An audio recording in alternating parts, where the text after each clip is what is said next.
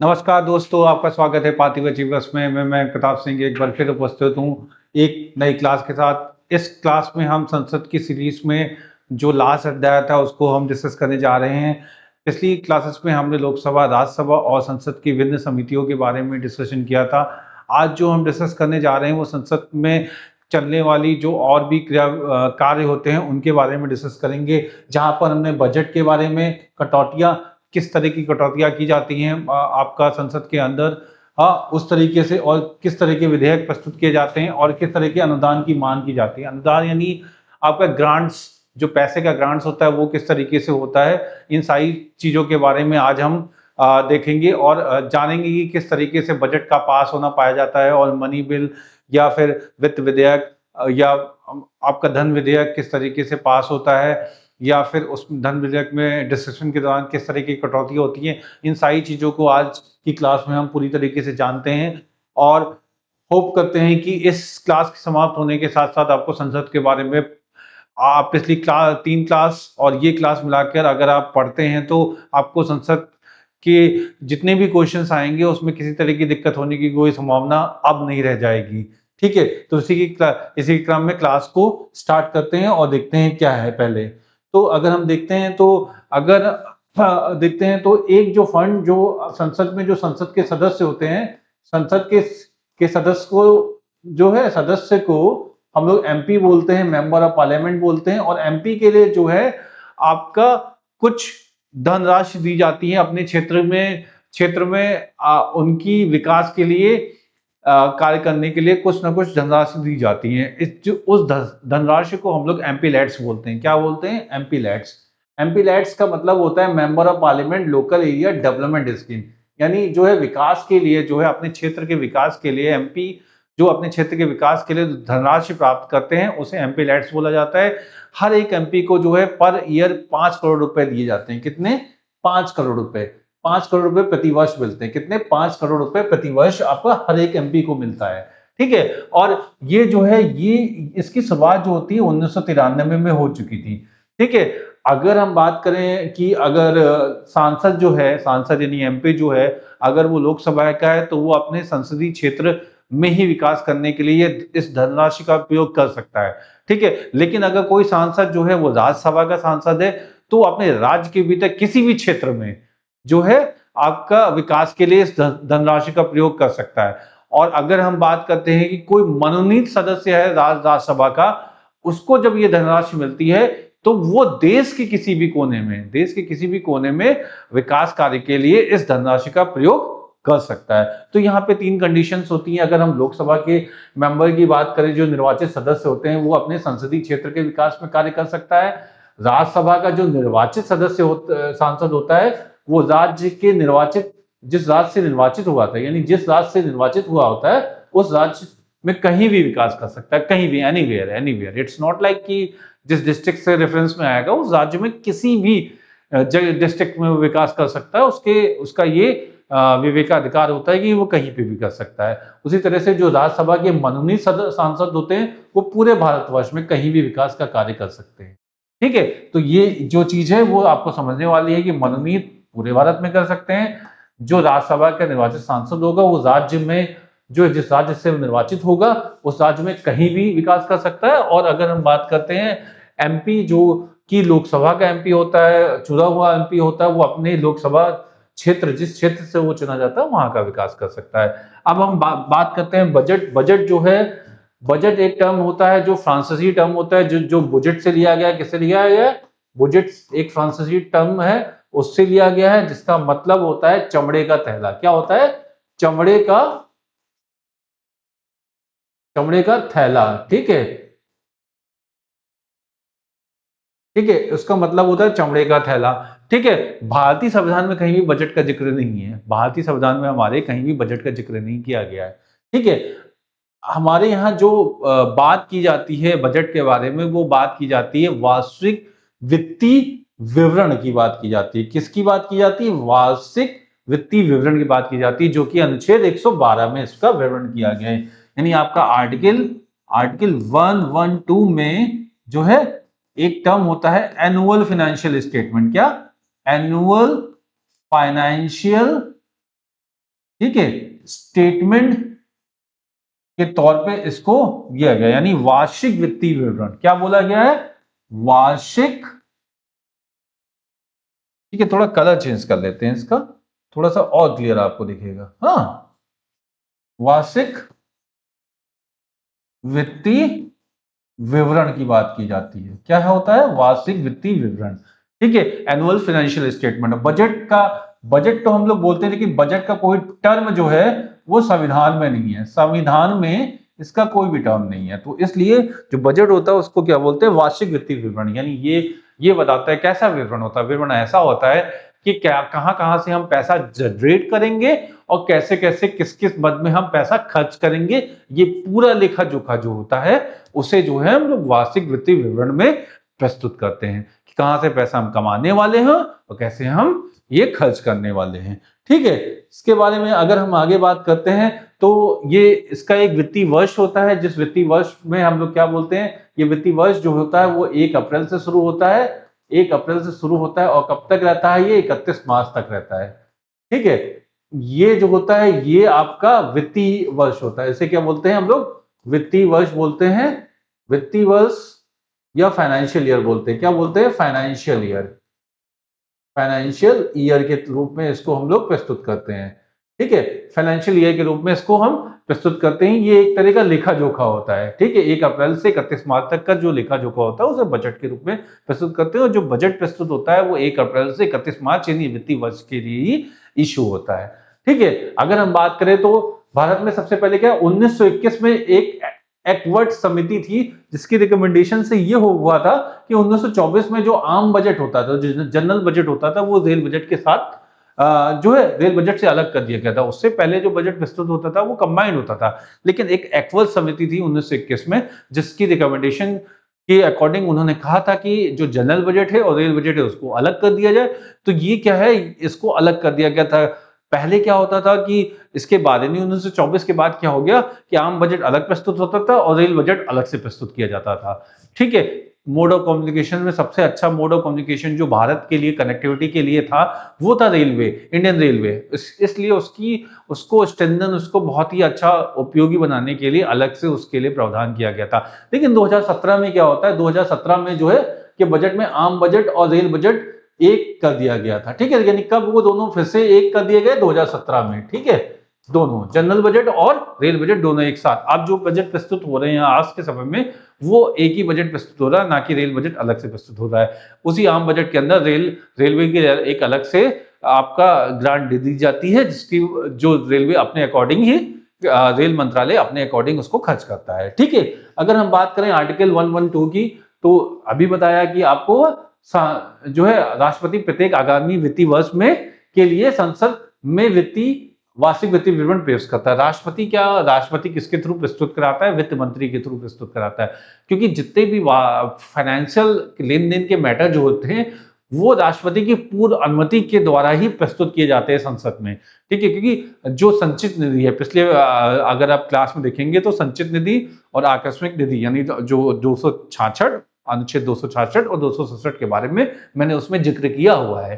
ठीक है, तो उसमें क्या है कि राष्ट्रपति प्रत्येक आगामी वित्तीय वर्ष में के लिए जो है संसद में वार्षिक वित्तीय विवरण यानी एनुअल फाइनेंशियल स्टेटमेंट, एक एनुअल फाइनेंशियल स्टेटमेंट जो है, हाँ फाइनेंशियल स्टेटमेंट, हाँ आपका प्रस्तुत करता है। ठीक है, एक एनुअल फाइनेंशियल स्टेटमेंट जो है वो आपका प्रस्तुत करता है। और स्टेप, बजट के स्टेप क्या होते हैं कि बजट क्या होता है, सबसे पहले क्या होता है, बजट को पेश करना होता है, वो हाउस में रखा जाएगा, बजट पेश किया जाएगा। फिर उसके बाद क्या होता है, जब पेश किया जाता है तो बजट में क्या क्या प्रावधान होता है, उसके बाद उसमें क्या होता है, डिस्कशन होता है यानी बहस होती है। फिर क्या होती है, बहस होने के बाद जिस जिस विभाग में जो जो मद में जितना जितना पैसा दिया जाता है वो विभागीय समितियां क्या करती हैं, उसकी जांच करती हैं। ठीक है, उसके बाद आपका जो है अगर डिस्कशन हो चुका होता है और आपको पता है बजट डिस्कस करते करते कभी बहुत ज्यादा समय व्यतीत हो जाता है, लेकिन क्योंकि फाइनेंशियल ईयर 1 अप्रैल से चालू हो गया होता है और अगर बजट का डिस्कशन अप्रैल के लास्ट तक भी चला जाता है तो उस वजह से क्या होता है कि अभी बजट का डिस्कशन पूरा नहीं हो पाया, इसलिए ये क्या करते हैं, कुछ एडवांस ग्रांट होते हैं जिसे हम लोग वोट एंड अकाउंट बोलते हैं। Vote and account, vote and grant जो होता है वो 1/6 भाग जो होता है आपका बजट का वो पहले से निकाल लिया जाता है, पहले से ही सरकार को दे दिया जाता है, जिसकी वजह से वो अपनी जो 1 अप्रैल से जो ज़रूरतें हैं उसको पूरा कर सके। ऐसा प्रावधान पहले के समय में था, जब बजट जो है आपका मार्च में प्रस्तुत होता था। लेकिन अब बजट जो है आपका 1 फरवरी को प्रस्तुत हो जाता है और उसका डिसीजन पूरा होते-होते वो 31 मार्च तक पूरा डिसीजन कंप्लीट हो जाता है। इसलिए अब वोट एंड अकाउंट की ज़रूरत नहीं पड़ती है।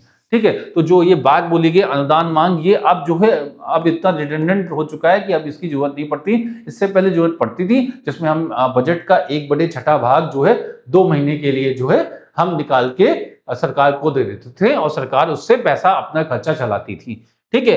कटौती की बात करें तो जब आपका बजट प्रस्तुत होता है तो उसमें सर्टेन तरीके के डिस्कशन के दौरान कटौतियाँ जो है आपका प्रस्तुत की जाती हैं। उन कटौतियों के बारे में हम अभी डिस्कस करेंगे, कौन-कौन सी कटौती होती हैं, ठीक है? तो ये कटौतियाँ होती हैं, उसके बाद वित्त विधेयक पास हो जाता है और जब वित्त विधेयक पास हो जाता है, यानी ये वित्त विधेयक वही विधेयक होता है जिसके अकॉर्डिंग जो है बजट का पैसा जो है अब सरकार के हाथ में आ जाएगा।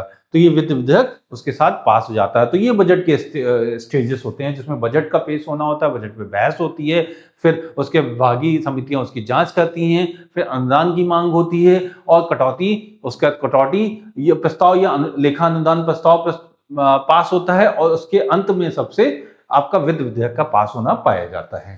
ठीक है, आगे बढ़ते हैं और देखते हैं कि आपका बजट का प्रेजेंटेशन कैसे होता है। बजट के प्रेजेंटेशन में आपको पता है कि अब जो है भारत का वित्त मंत्री जो होता है, भारत का वित्त मंत्री निर्मला सीतारमण, आज जो क्लास ये आपकी 27 तारीख को रिकॉर्ड हो रही है, तो अगर हम बात करें तो 3 दिन बाद जो है 31 तारीख को आपका एक इकोनॉमिक सर्वे आपका प्रस्तुत होगा। इकोनॉमिक सर्वे, हाँ, इकोनॉमिक सर्वे होगा, हाँ, आपका इकोनॉमिक सर्वे प्रस्तुत होगा जो कि आपका 2025 और 26 के बारे में जो है डिस्कशन बताएगा कि 2025 से 26 के बीच में किस तरह से पैसे का आपका पैसे जो है आपके खर्च हुए हैं, किस तरीके से क्या हुआ, ये पिछले ईयर की के बारे में डिस्कशन करता है कि किस तरह से किस मद में कैसे-कैसे पैसे खर्च हुए हैं। ये इकोनॉमिक सर्वे पिछले साल की बात करता है, जबकि अगर हम बजट की बात करेंगे तो बजट जो आप प्रस्तुत होगा वो कितना होगा, 2026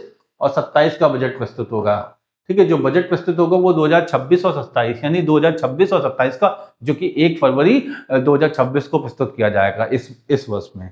ठीक है, अगर हम बात करें तो बजट को प्रस्तुत कौन करता है, तो फरवरी माह के प्रथम सप्ताह में लोकसभा में बजट को पेश किया जाता है। 1860 में बजट का जो भारत का जो प्रथम बजट है वो आपका किसने प्रस्तुत किया था, जेम्स विल्सन ने किया था। आजाद भारत में आपको पता है ये षणमुख, ठीक है, क्या है,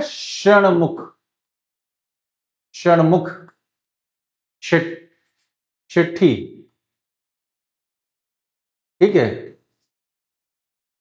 ने ने प्रस्तुत किया था। ठीक है, आजाद भारत का जो है 1947 में इन्होंने पहली बार जो है बजट प्रस्तुत किया था। षणमुख शेट्टी जी ने आपका आजाद भारत का पहला बजट प्रस्तुत किया था। उससे पहले 1860 में ब्रिटिश सरकार में जो है जेम्स विल्सन ने जो है आपका जो जेम्स विल्सन थे उन्होंने पहला बजट प्रस्तुत किया था। ये थोड़े फैक्चुअल है चीजें हैं, इसको याद करने की आपको जरूरत है।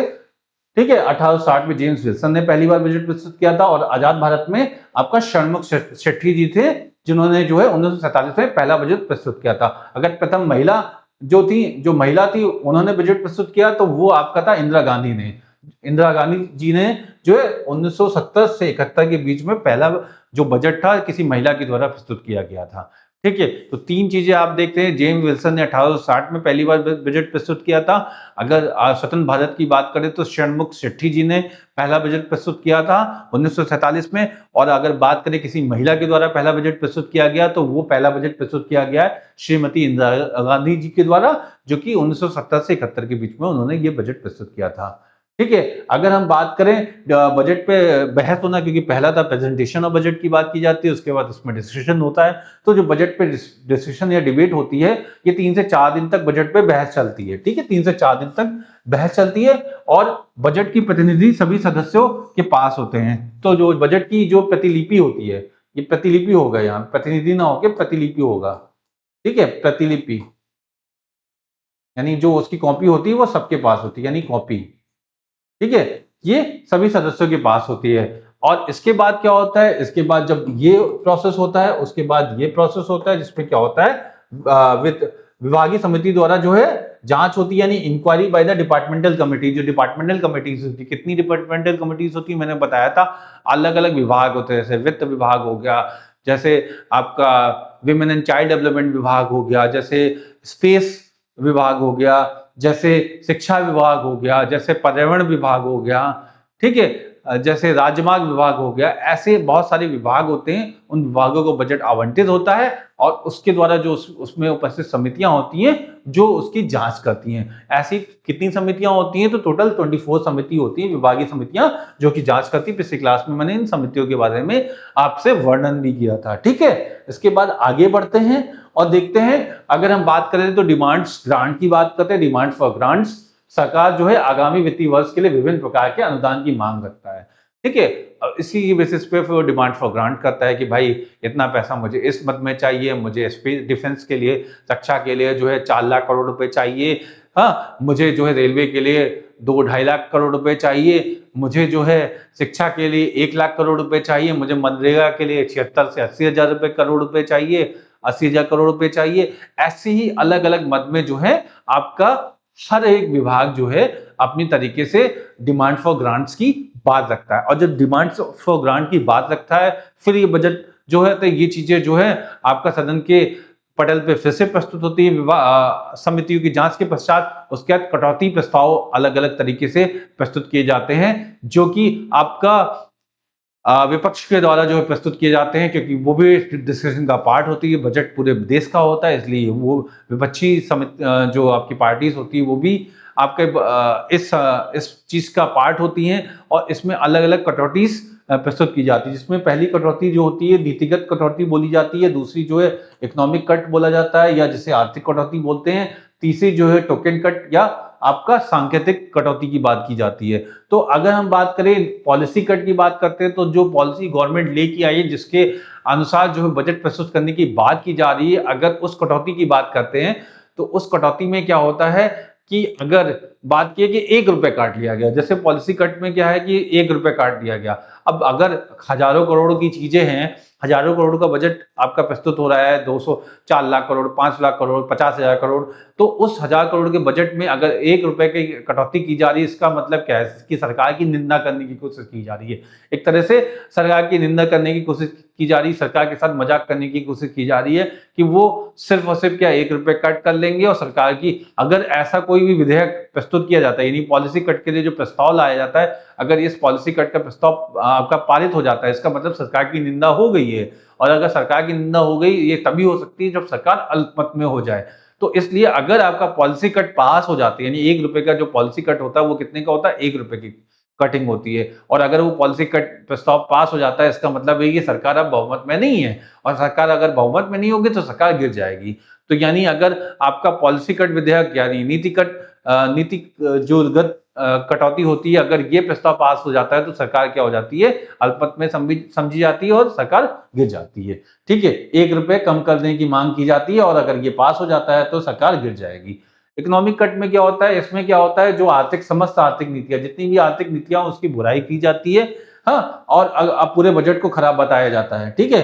पूरे बजट को खराब बताया जाता है अगर इकोनॉमिक कट पास होता है तो इसमें भी है। और अगर टोकन कट की बात की जा रही तो आपको जैसे कि नाम सजेस्ट करा, टोकन मतलब होता है सांकेतिक कटौती। ऐसी कटौती जो सिर्फ संकेत के रूप में हो, यानी 100 रुपए कट कर लिए जाए। इसमें कितना होता है, 100 रुपए कम करने की बात होती है विपक्ष के द्वारा। तो अगर 100 रुपए कट कर लिए, 1 रुपए कट किए गए यानी नीतिगत कटौती, और अगर टोकन कट में 100 रुपए कट कर लिए गए, दोनों ही केस में जब हजारों करोड़ की चीज से अगर 100 रुपए और 1 रुपए कट कर लिए जाएंगे तो उसका मतलब है कि सरकार की तौहीन यानी सरकार की निंदा करने के लिए ही ये सारी चीज की जा रही है। तो इसका मतलब अगर ये प्रस्ताव भी पारित हो जाता है तो सरकार गिर जाती है, क्योंकि इसका मतलब ही होगा कि सरकार अल्पमत में है, क्योंकि ऐसा प्रस्ताव तभी पारित हो पाया है, ठीक है। तो इस केस में भी क्या होता है, यानी आपका अगर टोकन कट पास हो जाता है या फिर आपका पॉलिसी कट पास हो जाते हैं तो इसका मतलब होता है सरकार अल्पमत में है और सरकार गिर जाती है, ठीक है। तो इस 2 केसेस में ये होता है। या वहां पे बोला जाए तो वहां पे अगर आपका निंदा प्रस्ताव, हाँ, या स्थगन प्रस्ताव अगर पारित हो जाता है तो इसका मतलब ही होता है कि सरकार गिर गई। आपका पिछली क्लास में मैंने बताया था कि अगर अविश्वास प्रस्ताव, ठीक है, निंदा प्रस्ताव या अविश्वास प्रस्ताव अगर पारित हो जाता है तो सरकार गिरी हुई समझी जाती है, ठीक है। उसी तरह से यहाँ पे अगर नीतिगत कटौती या फिर आपका टोकन कट अगर पास हो जाता है तो सरकार गिरी हुई समझी जाती है। नीतिगत कटौती में 1 रुपए की कटौती की जाती है, वहीं पे अगर हम बात करते हैं आपका सांकेतिक कटौती की बात करते हैं, टोकन कट की बात करते हैं, तो वहां 100 रुपए की कटौती की जाती है, ठीक है। इसके बाद आगे बढ़ते हैं और अगर हम बात कर रहे हैं तो विभागीय समितियों की जांच तथा बजट पर बहस होते होते अप्रैल का महीना जो है नजदीक आ जाता है और सरकार को आगामी वित्तीय वर्ष के लिए धन की आवश्यकता होती है। इस धन की पूर्ति करने के लिए क्या होता है, लेखा अनुदान होता है। क्या क्या होता है, लेखा अनुदान होता है, जिसे हम लोग क्या बोलते हैं, वोट ऑन अकाउंट बोलते हैं। कि अगर ये प्रोसेस लंबा चला जाता है, बजट पास का डिस्कशन और टोकन कट और ये सारी प्रस्तुतियां जो होते होते समय बहुत ज़्यादा निकल जाता है, तो इस केस में जब अगर अप्रैल का महीना आ जाता है तो इस केस के लिए हम लोग क्या करते हैं, लेखा अनुदान की मांग करते हैं या वोट ऑन अकाउंट की मांग करते हैं। कौन, सरकार मांग करेगी। सरकार मांग करती है और कहती है कि 2 महीने के खर्चे के लिए, यानी जो अप्रैल मई के खर्चे के लिए हमें जो है आपका जितना टोटल बजट हमने प्रस्तुत किया है जो है उसका 1/6, कितना, 1/6, कितना, 1/6 जो है आपका जो है पैसा हमें दे दिया जाए, पैसा हमें दे दिया जाए जो वोट एंड अकाउंट के नाम पे दिया जाएगा। और ये पूरे बजट का 1/6 भाग होगा जो कि उस बजट में इंक्लूड कर लिया जाएगा, ठीक है। और कितने महीने के लिए दिया जाएगा, 2 महीने के लिए दिया जाएगा खर्चे के लिए, जो कि ये कुल बजट में जुड़ जाएगा। बाद में ही क्या कुल बजट में जुड़ जाएगा, ठीक है। 2 महीने के लिए मांगा जाता है। लेकिन क्योंकि अब ये प्रक्रिया बार बार हो रही थी पिछले कई सालों से, तो क्या हुआ कि अब जो बजट प्रस्तुत करना हमने शुरू कर दिया। कब शुरू करने के, फरवरी के प्रथम वीक में ही, प्रथम सप्ताह में पेश करना शुरू कर दिया है, जिसकी वजह से क्या होता है, मार्च के अंतिम सप्ताह तक ये सारा का सारा काम कंप्लीट हो जाता है और हमें अब वोट एंड अकाउंट की जरूरत नहीं होती है। जो लेखा अनुदान होता है उसकी आवश्यकता अब नहीं पड़ती है, ठीक है। पहले ही जरूरत पड़ती थी, 1/6 भाग जो 2 महीने के लिए हमको निकालना पड़ता था वोट एंड अकाउंट के नाम पे। और उसके बाद क्या होता था, बाद में यही फाइनल ये जो बजट होता है, टोटल बजट, उसमें जुड़ जाता था, ठीक है। अगर हम अगर हम बात करें तो एक बिल होता है जिसे हम लोग बोलते हैं विनिमय विधेयक। क्या बोलते हैं, एप्रोप्रिएशन बिल। विनिमय विधेयक या विनियोग विधेयक जिसे हम लोग बोलते हैं, इसे हम लोग एप्रोप्रिएशन बिल बोलते हैं। संसद में जो है संचित निधि से विनियोग विधेयक पारित होने पर पैसा निकाला जा सकता है। अतः विनियोग विधेयक का पारित होना आवश्यक है।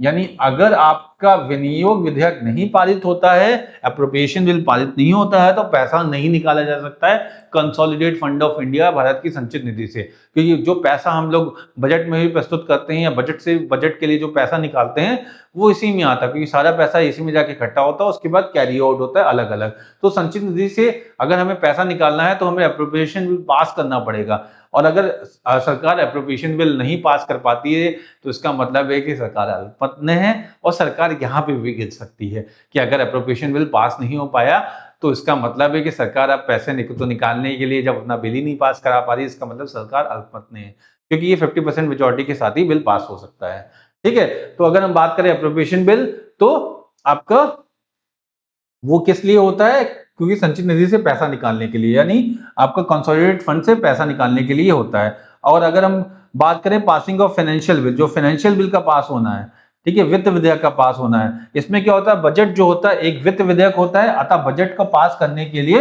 वित्त विधेयक के रूप में पारित करना होता है। कि अगर बजट को हम लोग पास करना है तो एक तरीके के मनी बिल के रूप में पारित किया जाएगा, यानी जो वित्त विधेयक होगा, जो फाइनेंस बिल होगा, उसके रूप में ही बजट को प्रस्तुत किया जाएगा और बजट को पास किया जाएगा। जहां पे एप्रोप्रिएशन बिल होता है वो कंसोलिडेटेड फंड ऑफ इंडिया से पैसा निकालने के लिए होता है, वहीं पे जो बजट होता है वो एक तरह से मनी बिल के रूप में प्रस्तुत किया जाता है, ठीक है। ये दोनों चीजें जानने की जरूरत इसलिए होती है क्योंकि दोनों ही कंफ्यूजिंग टर्म्स होते हैं। एप्रोप्रिएशन बिल संचित निधि के लिए होता है, जबकि आपका फाइनेंस बिल होता है ये मनी बिल के रूप में प्रस्तुत होता है, जो कि बजट के लिए पैसा इनकलकेट करने की जरूरत के लिए किया जाता है। अगर हम बात करें सप्लीमेंट्री ग्रांट्स की बात करें, तो ऐसी ग्रांट्स जिसमें क्या होता है, सरकार ने बजट के रूप में पैसा, तो आपका सरकार ने जो है पैसा वार्षिक व एनुअल बजट के लिए जो है पैसा तो निकाल लिया, लेकिन अब क्या होता है साल के अंत तक क्या होता है कि किसी न किसी मद में जो है पैसा कम पड़ जाता है।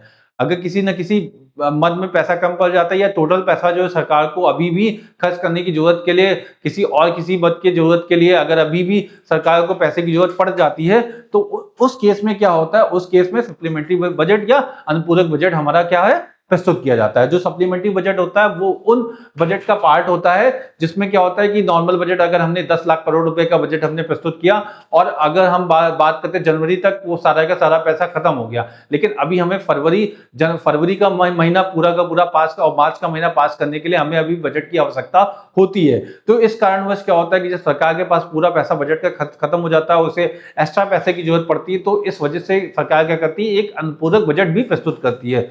ठीक है, तो सरकार को दिए गए बजट में यदि वार्षिक वर्ष का खर्च पूरा नहीं होता है तो सरकार उस खर्चे के लिए जो है अनुपूरक बजट की मांग रखती है। ठीक है, तो इस केस में एक चीज ये भी ध्यान देने योग्य होती है कि अनुपूरक बजट की जरूरत कब होती है, जब भैया पैसा अपना खत्म हो गया है और अभी भी हमें 2 महीने खर्चा चलाना है, तो हमें कहीं ना कहीं से जुगाड़ करना पड़ेगा।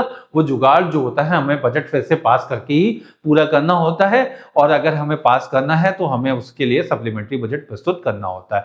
अभी अगर उत्तर प्रदेश सरकार ने को देखें तो उसने भी सप्लीमेंट्री बजट अभी रिसेंटली प्रस्तुत किया था। ऐसे बहुत सारी सरकारें करती हैं, हर राज्य की एक सरकारें जो है अनुपूरक बजट को प्रस्तुत करती हैं। ठीक है, अब आगे चलते हैं। अगर हम बात करते हैं कि एक्स्ट्रा डिमांड की बात करते हैं, तो एक्स्ट्रा डिमांड ये होती है कि अगर किसी विभाग के द्वारा जो है अब बजट के लिए कुछ पैसा दिया गया था, लेकिन वो वित्तीय वर्ष में जो है के अंत तक आते आते उसका जो बजटीय अनुदान जो भी था, जो बजट के रूप में ग्रांट दिया गया था, वो खत्म हो चुका होता है, लेकिन अभी भी उसको डे टू डे फंक्शनिंग या बहुत सारे कामों को चलाने के लिए जो है उसे पैसे की आवश्यकता होती है, किसी किसी विशेष कार्य को करने के लिए उसे पैसे की आवश्यकता होती है। तो इस वजह से वो क्या करता है, एक्स्ट्रा डिमांड करता है। कोई विभाग भी कर सकता है या सरकार खुद कर सकती है। सरकार को किसी नई सेवा को जोड़ने के लिए अतिरिक्त धन की आवश्यकता होती है, तो इस धन की मांग को अतिरिक्त मांग कहते हैं कि अगर अतिरिक्त किसी भी नई सेवा को जोड़ने के लिए अगर जरूरत पड़ रही है, सरकार ने बोल दिया, सुप्रीम कोर्ट ने ऑर्डर कर दिया, या किसी तरह से जनरल पब्लिक इंपॉर्टेंस में कुछ ऐसी चीज आ गई जिसमें मान लीजिए कि डिजिटल है, आर्टिफिशियल इंटेलिजेंस में पूरे विश्व में कुछ डेवलपमेंट हो रहा है और हमें भी जरूरत पड़ रही है कि हमें भी उस आर्टिफिशियल इंटेलिजेंस में कुछ इंफ्रास्ट्रक्चर बनाने की हमें बहुत ज़्यादा ज़रूरत है, क्योंकि वो हमारे देश की नेशनल सिक्योरिटी के लिए बहुत ज़्यादा इंपॉर्टेंट है और हमने उसके लिए कोई भी बजटीय अनुदान नहीं किया है। तो इस वजह से क्या होगा, या तो सरकार क्या करेगी, एक्स्ट्रा डिमांड इस तरह की जनरेट करेगी और वो सदन के पटल पे रखेगी और सदन के पटल के द्वारा जो है ये एक्स्ट्रा डिमांड वहां से पास होगी। ठीक है, अगर हम बात करते हैं आर्टिकल 1110 की, जिसे हम लोग क्या बोलते हैं, मनी बिल बोलते हैं, या धन विधेयक बोलते हैं। क्या बोलते हैं, मनी बिल या धन विधेयक। ठीक है, धन विधेयक बोलते हैं, मनी बिल या धन विधेयक बोलते हैं। तो मनी बिल या धन विधेयक जो होते हैं अनुच्छेद 110 के द्वारा होता है। इसमें क्या हो सकता है, इसमें क्या होता है कि टैक्स का क्या होता है, टैक्स को या तो इम्पोज करना होता है, इम्पोज करना यानी लगाना, ठीक है, इम्पोज करना टैक्स को लगाना या टैक्स को हटाना, ठीक है, या कट करना। ठीक है, इम्पोज करना, रिपील करना, ठीक है, रिपील करना यानी हटाना, ये दोनों काम हो सकते हैं। हाँ, या टैक्स के रेट को क्या होता है, टैक्स की दर को क्या होता है, बढ़ाना, या दर को बढ़ाना, या तो दर को, ठीक है, दर को घटाना। ये दोनों कार्य जो होते हैं आपका मनी बिल में ही होते हैं। ठीक है, या संचित निधि से निकास, यानी जो आपका कंसोलिडेट फंड है, अगर हम संचित निधि से कोई निकास करते हैं, ठीक है, आपका कंसोलिडेट फंड से अगर कोई पैसा निकालते हैं तो वो भी क्या होता है, मनी बिल का ही पार्ट होता है। हाँ, या संचित निधि का जो आपका चार्ज एक्सपेंडिचर होता है, चार्ज एक्सपेंडिचर यानी भारित व्यय, वो व्यय होता है जो सरकार को देना है। ठीक है, किसी की सैलरी है, किसी की पेंशन है, राष्ट्रपति की सैलरी है, उपराष्ट्रपति की सैलरी है, या आपके सुप्रीम कोर्ट जजेस की सैलरी या उनकी पेंशन, हाई कोर्ट और सुप्रीम कोर्ट के जजेस की पेंशन है, ये भारित देय है जो कि संचित निधि पे भारित है और संचित निधि के द्वारा ही इसका पैसा निकाल के दिया ही जाएगा। इसके लिए किसी अलग प्रावधान की जरूरत या आपका वोट एंड अकाउंट की जरूरत नहीं पड़ेगी, यानी इसके लिए किसी तरह की वोटिंग की जरूरत नहीं पड़ेगी, ये सीधे सीधे डायरेक्टली इससे निकल आएगा। तो ये जो डायरेक्टली निकालने वाले पैसे होते हैं किसके थ्रू निकलते हैं, मनी बिल के थ्रू निकलते हैं। किसके थ्रू, मनी बिल के थ्रू। और अगर मनी बिल पास हो जाता है तो अपने आप ही वो पैसा निकल जाता है। ठीक है, हाँ, तो इसके लिए क्या होता है, ये आपका संचित निधि से भारित व्यय को बढ़ाना, अगर किसी तरह की और जॉब या पोस्ट जनरेट होती है तो उसमें भारित व्यय आपका बढ़ जाता है। ठीक है, संचित निधि और आकस्मिक निधि का रखरखाव करना, ये भी मनी बिल के थ्रू आता है। ठीक है, धन विधेयक में कोई जुर्माना नहीं आता। सबसे बड़ी बात यह है कि इसमें कोई भी जुर्माना नहीं आएगा। ठीक है, किसी तरह का कोई भी जुर्माना नहीं आता है। ठीक है, आपका जितने भी जुर्माना जो होते हैं, पेनाल्टी जो होती है, यानी यहाँ पे कोई भी पेनाल्टी, हाँ, पेनाल्टी नहीं इम्पोज होती है। ठीक है, अब बात करें कि लोकसभा अध्यक्ष निर्धारित करता है कि यह विधेयक धन विधेयक है कि नहीं। अगर कोई भी विधेयक है, इसका इंटरप्रिटेशन एक ही बंदा कर सकता है, वो होता है आपका लोकसभा का अध्यक्ष, स्पीकर ऑफ लोकसभा। उसके पास ये पावर होती है कि वो किसी भी विधेयक को धन विधेयक रखेगा या नहीं रखेगा। अगर एग्जाम्पल के तौर पे बात करें तो पिछली सरकार में जब आपका कांग्रेस की सरकार थी, तो वो आपका आधार बिल को पास करना चाहती थी, लेकिन आधार बिल पास नहीं हो पा रहा था क्योंकि डिवाइडेड कंसेंसस थी आपका हाउस के अंदर। लेकिन इसी चीज को जो है आपका मोदी सरकार भी पास करना चाह रही थी, आधार बिल को, क्योंकि आधार के रूप में वो बहुत सारी चीजों को, आधार बिल अगर पास हो जाता तो उसके अनुसार में उसने बहुत सारी चीजों पे उसका प्रयोग करते हुए वो बहुत सारी बेनिफिशियरी स्कीम्स के थ्रू पैसा जो है जनता के पास प्रस्तुत करना चाह रही थी। तो इस वजह से क्या हुआ, आधार बिल का पास होना बहुत ही आवश्यक था। तो 2016 में जब आधार बिल आपका सदन के पटल पे प्रस्तुत किया जाता है, तो आधार बिल को मनी बिल के रूप में प्रस्तुत सुमित्रा महाजन द्वारा, उस समय की जो लोकसभा स्पीकर की सुमित्रा महाजन के द्वारा जो आधार बिल को एक तरीके से मनी बिल के रूप में मान लिया गया था, क्योंकि मनी बिल अगर वो हो जाएगा, अगर आपका वो धन विधेयक हो जाएगा, तो उस विधेयक को सिर्फ और सिर्फ लोकसभा से ही पारित होना होगा, राज्यसभा के द्वारा पारित होने की आवश्यकता की जरूरत नहीं होती। अगर आपका मनी बिल है तो वो आपका जाएगा तो राज्यसभा में, लेकिन राज्यसभा के द्वारा दिए गए सजेशंस को मानना या ना मानना ये लोकसभा के विवेक के ऊपर निर्भर करता है। तो लोकसभा चाहेगी तो उसे मानेगी और अमेंडमेंट कर लेगी, अगर नहीं मानना चाहेगी तो वो एज इट इज 14 दिन बाद अपने आप ही पारित हो जाएगा, अगर राज्यसभा उसको वापस नहीं भेज रही है लोकसभा में। ठीक है, तो इस तरीके से होता है। ठीक है, लोकसभा अध्यक्ष निर्धारित करता है कि कोई विधेयक क्या होता है, आपका मनी बिल है या नहीं है, धन विधेयक है या नहीं। ये किसके पास एक्सक्लूसिव पावर होती है, लोकसभा अध्यक्ष के पास होती है। ठीक है, धन विधेयक लोकसभा में पेश होता है, राज्यसभा में नहीं। कहां पे पेश होगा मनी बिल, हमेशा कहां पर पेश होगा, एक तो prior recommendation of the president होगा, यानी राष्ट्रपति की पूर्व अनुमति के द्वारा ही प्रस्तुत किया जाता है। और कहां प्रस्तुत किया जाता है, लोकसभा में प्रस्तुत किया जाता है, राज्यसभा में नहीं प्रस्तुत किया जाता है। देखो इसके आगे लिखा भी है कि राष्ट्रपति की पूर्व मंजूरी से आता है, राष्ट्रपति से पुनर्विचार के लिए वापस नहीं कर सकता, क्योंकि पहले ही आपने रिकमेंडेशन ले ली है और पहले ही अनुमति लेके आप राष्ट्रपति की लेके आ रहे हैं, तो फिर वापस राष्ट्रपति उसको वापस नहीं भेजेगा कि ऐसा है कि अब हम तुमको फिर से पुनर्विचार के लिए भेज रहे हैं, ऐसा नहीं कर सकता वो। ठीक है, आगे आगे बात करते हैं। तो धन विधेयक के संबंध में राज्यसभा के पास शक्ति नहीं होती, कोई भी शक्ति नहीं होती। 14 दिन तक वो अगर अपने पास रखता है और पारित नहीं करता है, तो उस केस में क्या होता है, वो ऑटोमेटिक पारित माना जाता है। ठीक है, हाँ, लोकसभा स्वतः उसे पारित कर सकती है अगर वो 14 दिन में पारित नहीं करते हैं। ठीक है, और राज्यसभा के द्वारा अगर कोई भी अमेंडमेंट की रिकमेंडेशंस आती हैं, यानी आपके संशोधन की कोई भी आपकी अगर अनुशंसाएं आती हैं, तो उसको मानने या ना मानने का पूरा अधिकार होता है। ऑप्शन उसकी जो भी रिकमेंडेशन है वो लोकसभा के लिए ऑप्शनल होती है, लोकसभा चाहे तो उसे मान सकती है और चाहे तो उसे एज इट इज, जैसे उसने पहले बनाया था उसी के बेसिस पे उसको पास भी कर सकती है। ठीक है, यानी उसके लिए वो कोई भी कंपलसरी या बाध्यकारी नहीं होती है। ठीक है, रिकमेंडेशन जो राज्यसभा की होती है लोकसभा के लिए। ठीक है, धन विधेयक के संबंध में राज्यसभा के पास शक्ति नहीं होती है। ठीक है, होती है समझ शक्ति लोकसभा के में निहित होती है। किसके पास होती है, लोकसभा में निहित होती है। ठीक है, अगर हम बात करते हैं इसके बाद आगे एक और बिल आता है जिसे हम लोग बोलते हैं फाइनेंस बिल या वित्त विधेयक। देखो मनी बिल अलग होता है, वित्त विधेयक अलग होता है। वित्त विधेयक जो होता है आपका वो बजट के लिए प्रस्तुत किया जाता है, बजट के लिए भी कैरी आउट होता है। ठीक है, अगर हम बात करें तो जो मनी बिल होता है, जैसे ये अगर आपका फाइनेंस बिल है, क्या है आपका फाइनेंस बिल है, तो उसके अंदर कहीं पे क्या होता है, मनी बिल होता है, उसके अंदर में मनी बिल होता है या वित्त विधेयक होता है।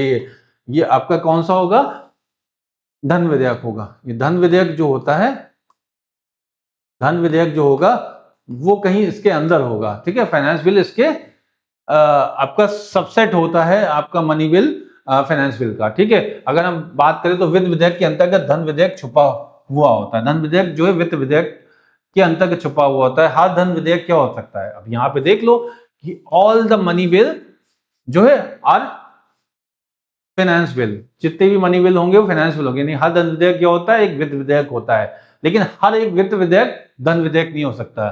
ठीक है, क्योंकि आपका सबसेट है। मनी बिल जो होता है वो सबसेट है किसका? फाइनेंस बिल का। मनी बिल किसका सबसेट है? फाइनेंस बिल का। तो इसलिए हर एक धन विधेयक जो होता है वित्त विधेयक होता है, लेकिन हर एक वित्त विधेयक जो है धन विधेयक नहीं होता है। ये दोनों चीजें ध्यान देने वाली है।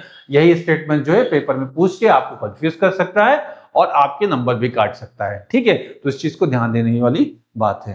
ठीक है, आगे चलते हैं। अब बात करते हैं कि वित्त विधेयक जो कि अनुच्छेद 117 के अंतर्गत आता है, वो दो तरीके के होते हैं। एक में क्या होता है, एक में वित्त विधेयक होता है जिसमें आपका धन विधेयक के रूप में अंतर्गत दो विशेषताएं होती हैं, जिसमें लोकसभा में पेश होता है, ठीक है, और राष्ट्रपति की पूर्व मंजूरी से पेश किया जाता है। जबकि जो वित्त विधेयक का पार्ट जो वित्त विधेयक 2 होते हैं, जो कि अनुच्छेद 117 के पार्ट 3 में है, ये क्या है, ये धन विधेयक की दो विशेषताएं होती हैं। वित्त विधेयक में धन विधेयक की दो विशेषताएं होती हैं। राज्यसभा में पेश होता है, हो सकता है, यानी राज्यसभा में प्रस्तुत किया जा सकता है, लोकसभा में भी प्रस्तुत किया जा सकता है, लेकिन राज्यसभा में प्रस्तुत किया जाता है। और इसमें क्या होता है, राष्ट्रपति की पूर्व मंजूरी आवश्यक नहीं होती है। ठीक है, जो ये विधेयक होता है एक तरह से ऑर्डिनरी बिल की तरह प्रस्तुत होता है। जो आपका पार्ट 2 है वित्त विधेयक का, ये एक ऑर्डिनरी बिल की तरह प्रस्तुत होता है, जो कि अनुच्छेद 117 के पार्ट 3 में है। जबकि अनुच्छेद 117 के पार्ट 1 में जो विधेयक होता है वो एक तरीके धन विधेयक के रूप में प्रस्तुत होता है, जो कि लोकसभा में ही प्रस्तुत हो सकता है। और इसको प्रस्तुत करने के लिए राष्ट्रपति की पूर्व अनुमति की आवश्यकता होती है। यानी ये एक तरीके का क्या होता है, आपका ऑर्डिनरी बिल होता है। क्या होता है? ऑर्डिनरी बिल होता है। ठीक है, समान विधेयक के रूप में प्रस्तुत हो सकता है। जबकि ये एक तरीके का क्या होता है, मनी बिल होता है। क्या होता है? मनी बिल होता है, यानी एक तरह का वित्त विधेयक होता है। ठीक है, अगर आप सब और इसमें जो संशोधन की शक्ति होती है वो राज्यसभा के पास निहित होती है कि वो इसमें संशोधन कर सकता है। और इसमें संयुक्त अधिवेशन भी हो सकता है। और एक ऑर्डिनरी बिल के केस में संयुक्त अधिवेशन हो सकता है ना, तो उसी तरीके से यहाँ भी संयुक्त अधिवेशन किया जा सकता है इसके लिए। ठीक है, अगर हम गिलोटिन की बात करते हैं, एक और टर्म आता है, वो होता है गिलोटिन। गिलोटिन क्या होता है? काट देना, गर्दन काट देना सीधे सीधे। ठीक है, फ्रांस की क्रांति में क्या था कि जो भी एंटी गवर्नमेंट प्रोटेस्ट कर रहा था, एंटी रिजीम प्रोटेस्ट कर रहा था, उसको सजा देने के लिए जो है आपका फ्रांस की राजा ने जो है एक व्यवस्था बनाई थी, जिसमें क्या होता था, व्यक्तियों को जो है, जो दोषी व्यक्ति होते थे उनको जो है उस गिलोटिन, एक तरीके का साँचा होता था, एक फरसा की तरह होता था, काटने वाली मशीन होती थी, वो क्या करती थी, उसमें आदमी का सिर रख दिया जाता था और मशीन का जो एक फ्रेम होता था, एग्जाम्पल के तौर पे देखो तो इस तरीके का कुछ था कि यहाँ पे एक स्ट्रक्चर बना हुआ था नीचे, और ऊपर एक ब्लेड होती थी बहुत बड़ी सी। हाँ, ये ब्लेड ऐसे बंधी हुई होती थी रस्सी से। ठीक है, रस्सी से ऐसे बंधी हुई होती थी और रस्सी से कोई एक व्यक्ति पकड़ा हुआ था। ये ब्लेड क्या करती थी, आदमी का सिर यहाँ पे रख दिया जाता था, ब्लेड आती थी और सीधे यहाँ पे उस आदमी का सर काट देती थी। तो इस व्यक्ति को इसमें क्या मृत्युदंड दिया जाता था, इस प्रक्रिया के द्वारा दिया जाता था, जिसमें ब्लेड क्या है नीचे गिर के जो है आदमी के सिर को उसके तन से अलग कर देती थी। इस प्रोसेस को क्या बोला जाता था, गिलोटिन बोला जाता था। तो ये मॉडर्न डे यहाँ पे कैसे यूज होता है, तो यहाँ पे जो यूज होता है वो इस तरीके से यूज होता है कि बजट पे कोई डिस्कशन चल रहा हो और अगर हमें बात करनी है कि बजट या किसी तरह के डिस्कशन को खत्म करना है तुरंत ही, तो क्या कर देते हैं, गिलोटिन को पास करा देते हैं। गिलोटिन का पास करने पे ये होता है कि जिस रेलिवेंट या जिस विषय में भी बातचीत चल रही होती है वो बातचीत वहीं पे खत्म हो जाती है, और खत्म होने के साथ साथ वहीं पे उसकी वोटिंग के लिए प्रस्ताव पारित हो जाता है, और वो वोटिंग होने के बाद वो विधेयक जो है पारित कर दिया जाता है। तो गिलोटिन का मेन महत्व ये होता है कि cut short the discussion immediately, जो है आपका जो डिसीजन है उसको तुरंत ही खत्म कर देना ही गिलोटिन कहलाता है। पढ़ लेते हैं। वास्तविक तौर पे गिलोटिन एक व्यक्ति की मृत्युदंड देने की मशीन, जिसका प्रयोग जो है आपका फ्रांस की क्रांति में किया गया था। इसके माध्यम से मृत्यु की सजा आसान और जल्दी दिया जाता था। ठीक है, भारत में संसद में इस शब्द का प्रयोग बजट की प्रक्रिया को छोटा और आसान जल्दी करने के लिए किया जाता है। कुछ महत्वपूर्ण विभागों में अनुदान मांगों को जल्दी से पारित करा दिया जाता है। वर्तमान में ग्लूटीन का प्रयोग देखने को मिल रहा है। मोस्ट ऑफ द केसेस में आजकल यही हो रहा है कि डिसीजन बहुत लंबे नहीं होते, बहुत प्रोडक्टिव नहीं हो पाते हैं, और उसमें क्या होता है जल्दी जल्दी जो है हर चीज को खत्म करना है और हर तरीके से बिल्स को प्रस्तुत करना है। ऐसी प्रक्रियाएं अब संसद के अंदर अब देखने को मिल रही है, और इस ग्लूटीन का बहुत ज्यादा प्रयोग आजकल के युग में मिल रहा है, क्योंकि प्रोडक्टिव डिस्कशन जब होता है तो पैसे का सही तरीके से प्रयोग कहाँ पे किस तरीके से होना है, ये बहुत अच्छे तरीके से हो सकता है, जो कि आज के ज़माने में अगर मेजॉरिटी गवर्नमेंट की बात करें तो ये बहुत कम ये आजकल बहुत ज़्यादा ही प्रयोग में हो रहा है, जबकि डिस्कशन जो है बहुत कम प्रयोग में किया जा रहा है।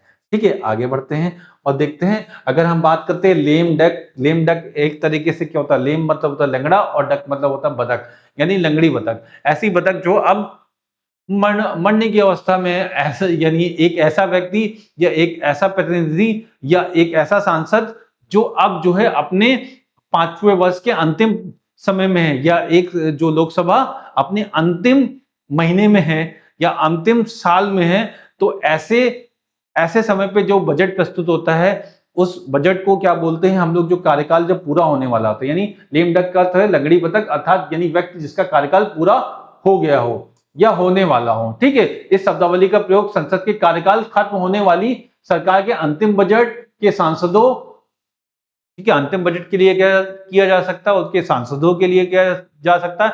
मोस्टली इसका प्रयोग जो है अमेरिका के राष्ट्रपति आदि के लिए किया जाता है। ठीक है, ऐसा व्यक्ति जो सत्ताहीन व्यक्ति हो, ऐसे को हम लोग क्या बोलते हैं, लेम डक बोलते हैं। ठीक है, तो लेम डक प्रयोग का मतलब ये होता है कि जो अंतिम समय की जो भी सांसद होते हैं या उनकी दी गई कोई भी स्पीच या फिर उनके द्वारा इंप्लीमेंट किए गए कोई भी पॉलिसी, वो लेम डक पॉलिसी कहलाती है, या बजट जो होता है वो लेम डक बजट होता है। इस तरह की बातें हमें लेम डक एक संसदीय भाषा में प्रयोग में किया जाता है। ठीक है, अगर हम बात करें लोकसभा की सीटों की बात करें, तो अगर लोकसभा की सीटें देखते हैं तो सबसे ज्यादा सीट हमारे कहाँ मिलती हैं, उत्तर प्रदेश में मिलती हैं। उसके बाद अगर हम बात करें तो पश्चिम बंगाल में मिलती हैं। इसके बाद अगर हम बात करें तो बिहार में हमको देखने को मिलती है, 40 सीटें हैं। ठीक है, उसके बाद तमिलनाडु में देखने को मिलती हैं। इस तरीके से आपको जो है स्टेट वाइज सीटों का विवरण दिया गया है, जो कि इस तरीके से आपका प्रस्तुत है। ठीक है, इसको पढ़ लीजिएगा। वैसे 4-5 अगर टॉप की 4-5 राज्यों की सीटों के बारे में आपको जानकारी होगी तो मोस्टली आपके क्वेश्चन सॉल्व हो जाएंगे। अन्यथा आप इसको एक बार नजर दौड़ाएंगे तो 2-3 बार नजर दौड़ाने पे आपको ये चीज आसानी से याद हो जाएगी। ठीक है, अगर आपको चाहिए होगा तो कमेंट में बता दीजिएगा, इसकी शॉर्टकट भी मैं लाके आपके सामने प्रस्तुत कर दूंगा। ठीक है, आगे बढ़ते हैं और बात करते हैं कुछ सर्वाधिक सीट वाले राज्य कौन से, अभी बताया आपको। क्या है आपका, उत्तर प्रदेश है, महाराष्ट्र 48 सीटें हैं, वेस्ट बंगाल की 42 बताई थी मैंने अभी, और बिहार की अभी 40 बताई थी। ठीक है, बिहार की 40 थी, हाँ, और तमिलनाडु की 39 थी। ठीक है, उसके बाद अगर मध्य प्रदेश की बात करें तो वो 29 है, झारखंड की 14 है, पश्चिम बंगाल की अभी देखा 42 है, राजस्थान की 25, मणिपुर की 2। ठीक है, लोकसभा में संघ राज्यों की आवंटित सीटें अगर हम बात करें तो उसमें अंडमान निकोबार की क्या है, 1 सीट है, चंडीगढ़ की 1 सीट है, दादर नागर हवेली की 2 सीट है, क्योंकि एक दादर नागर हवेली की थी और एक दमन और दीव, क्योंकि ये दोनों ही क्या मिलकर अब बन गए हैं, एक केंद्र शासित, एक यूटी बन गया है। ठीक, कब बना था, 31 अक्टूबर 2020 को बन गया था ये। ठीक है, आपका दादर नागर हवेली और दमन और दीव एक ही यूनियन टेरिटरी बन चुका है। लक्षद्वीप जो है 1 सीट है, हाँ, दिल्ली की बात करें तो 7 सीटें हैं, पुडुचेरी की 1 सीट है, जम्मू एंड कश्मीर की 5 सीटें हैं, लद्दाख की 1 सीट है। ठीक है, इस तरीके से सीटों का विवरण है यूनियन टेरिटरीज के लिए। ठीक है, सबसे कम सीटों की बात करें अगर हम, तो सिक्किम में 1 सीट है, नागालैंड में 1 सीट है और मिजोरम में 1 सीट है। ये क्या है, ये राज्य है। ठीक है, जबकि ये क्या है, ये केंद्र शासित प्रदेश है। ठीक है, अगर हम बात करें सबसे ज्यादा एससी सीट कहां पे, तो एससी सीट सबसे ज्यादा कहां पे, एससी सीट मैक्सिमम किस स्टेट में है, तो यूपी में है। कितनी है, यूपी में कितनी है, 14 है। ठीक है, और अगर हम एसटी की बात करें, मैक्सिमम एससी सीट कहां पे है, तो वो एमपी में 6। ठीक है, अगर बिहार की बात करते हैं, बीपीएससी स्पेशल, यानी अगर बीपीएससी का आपका बीपीएससी या बिहार स्पेशल कोई भी पेपर देता है तो उसमें देखते हैं, तो उसमें जो है एससी की सीटें क्या है, हाँ, आपका एससी की सीटें 6 हैं, जबकि एससी की सीटें कितनी है, 0, यानी यहाँ पे एसटी के लिए कोई भी सीटों का प्रावधान नहीं दिया गया है। ठीक है, अब आगे बढ़ते हैं और देखते हैं। इसी तरह से राज्यसभा में सीटों का राज्यवार जो है विवरण आपके सामने प्रस्तुत है, आप देख लीजिएगा इसको। अगर हम उत्तर प्रदेश की बात करते हैं तो सबसे ज्यादा उत्तर प्रदेश में ही होंगी, और उत्तर प्रदेश में कितनी होंगी देख लेते हैं। उत्तर प्रदेश कहाँ पे है, पहले किस कोने में है, ये देखिए उत्तर प्रदेश पड़ा हुआ है। ठीक है, उत्तर प्रदेश में 31 है। इसी तरह से अब अगर हम बात करेंगे महाराष्ट्र की, तो उसकी कम महाराष्ट्र होंगी, उससे कम में आपका फिर तमिलनाडु होगा। ठीक है, तो इस तरीके से सीटों का विवरण जो है, कर्नाटक में 12 है, तमिलनाडु में 18 है, बंगाल में 16 है, महाराष्ट्र में 19 है।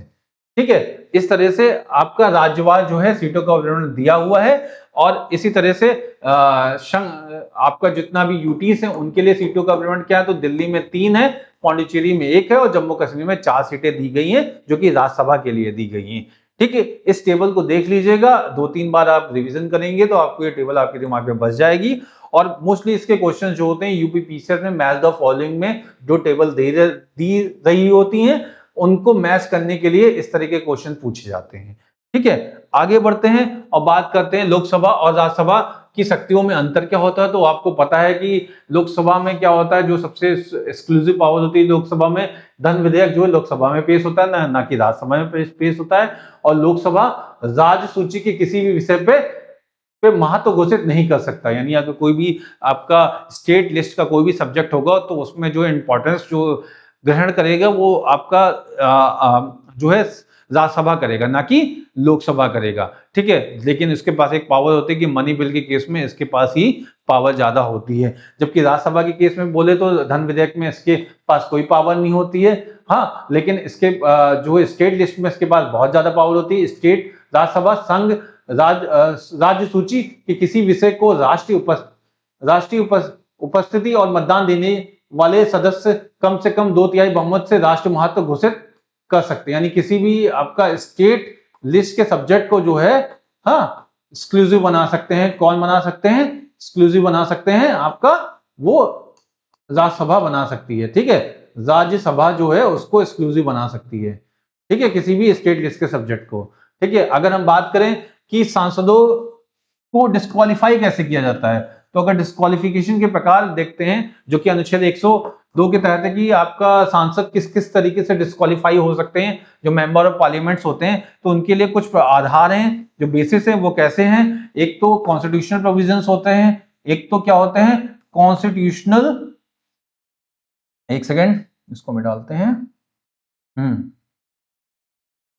कॉन्स्टिट्यूशनल प्रोविजंस होते हैं, संवैधानिक कुछ आधार होते हैं। हाँ, एक होता है रिप्रेजेंटेशन ऑफ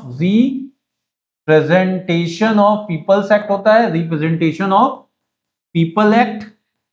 ठीक है, जनप्रतिनिधि अधिनियम 1951 के तहत हो। ठीक है, दर बदल कानून हो, यानी एंटी डिफेक्शन लॉ हो। ठीक है, या फिर last but not the least supreme court का कोई ऑर्डर हो। ठीक है, यानी एससी का कोई ऑर्डर हो, उसके बेसिस पे जो है डिस्क्वालिफिकेशन किया जा सकता है। ठीक है, तो वो देखते हैं किस तरीके से हो सकता है। अगर हम कॉन्स्टिट्यूशन प्रोविजंस की बात करें, ठीक है, संविधान के अनुच्छेद 102 के तहत जो है अगर कोई व्यक्ति पागल हो जाता है, दिवालिया हो जाता है या किसी देश की नागरिकता ग्रहण कर लेता है, अगर नागरिकता किसी देश की ग्रहण कर लेगा तो भारत का नागरिक ही नहीं रहेगा। जब भारत का नागरिक नहीं रहेगा तो भारत का सांसद कैसे रह सकता है, तो वहां तो वो खत्म हो जाएगा, पागल हो गया, दिवालिया हो गया, तो वो संसदीय निर्णय क्या ले पाएगा। ठीक है, संसद द्वारा बनाए गए नियम के अनुसार अयोग्य हो जाए तो उसके द्वारा भी क्या है, उस बेसिस पे ये आपका सांसद नहीं रहेगा।